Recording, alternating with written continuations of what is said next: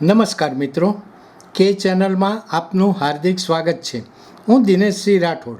આજે આપણે જોઈશું ગાંધીનગર ખાતે ચિલ્ડ્રન્સ રિસર્ચ યુનિવર્સિટીનો 6ઠ્ઠો દીક્ષાંત સમારોહ યોજાયો.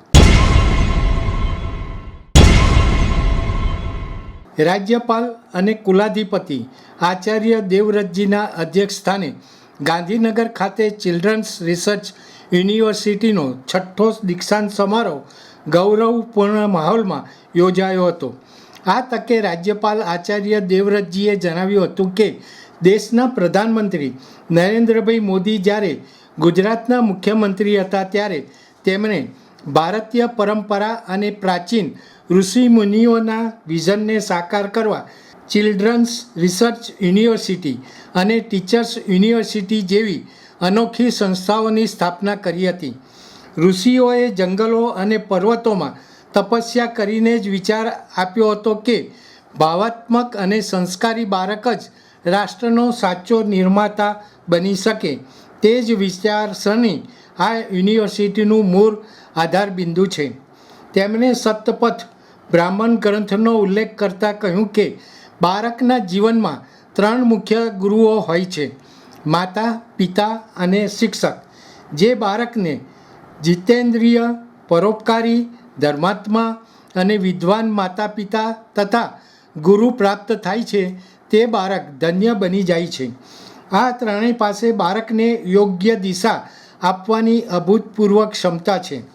બાળ મનોવિજ્ઞાનનો સંદર્ભ આપતા તેમણે સ્પષ્ટ કર્યું કે બાળક એક કોરા કાગળ સમાન છે. મનુષ્ય તમામ જ્ઞાન વાતાવરણ, પરિવાર અને શિક્ષકો પાસેથી શીખે છે. પ્રાચીન ભારતમાં ગર્ભાધાનથી લઈને ઉપનયન અને વેદારંભ સુધીના 16 સંસ્કારો દ્વારા બાળકને શ્રેષ્ઠ માનવ બનાવવાની વ્યવસ્થા હતી. પદવી પ્રાપ્ત કરનાર વિદ્યાર્થીઓને સંબોધતા રાજ્યપાલે આહ્વાન કર્યું હતું કે તમે સામાન્ય યુનિવર્સિટીના નહીં પરંતુ માનવ નિર્માણના સંસ્કારી વિઝનવાળી યુનિવર્સિટીના વિદ્યાર્થીઓ છો. તમારી પાસેથી સમાજ અને રાષ્ટ્રને ઘણી મોટી અપેક્ષાઓ છે. અહીંથી મેળવેલા મૂલ્યો, પરોપકાર અને માનવતાના મિશનને સમગ્ર જીવન દરમિયાન એક રાષ્ટ્રીય મિશન તરીકે આગળ ધપાવજો. શિક્ષા, સંસ્કૃતિ, ઉત્થાન, ન્યાસ નવી દિલ્હીના રાષ્ટ્રીય સચિવ અતુલ કોઠારીયાએ જણાવ્યું હતું કે દીક્ષાંત સમારોહ એ વિદ્યાર્થીઓના જીવનનો એક અત્યંત મહત્ત્વપૂર્ણ પડાવ છે, જે માત્ર ઔપચારિક ડિગ્રી મેળવવાનો ઉત્સવ નથી પરંતુ વ્યવહારિક જીવનમાં પ્રવેશવાનો સંકલ્પ દિવસ છે. આ પ્રસંગે ચિલ્ડ્રન્સ રિસર્ચ યુનિવર્સિટીના કુલપતિ ડૉક્ટર ટી.એસ. જોશીએ જણાવ્યું હતું કે યુનિવર્સિટીએ અત્યાર સુધી શિક્ષણ અને સંશોધન ક્ષેત્રે નોંધપાત્ર પ્રગતિ કરી છે.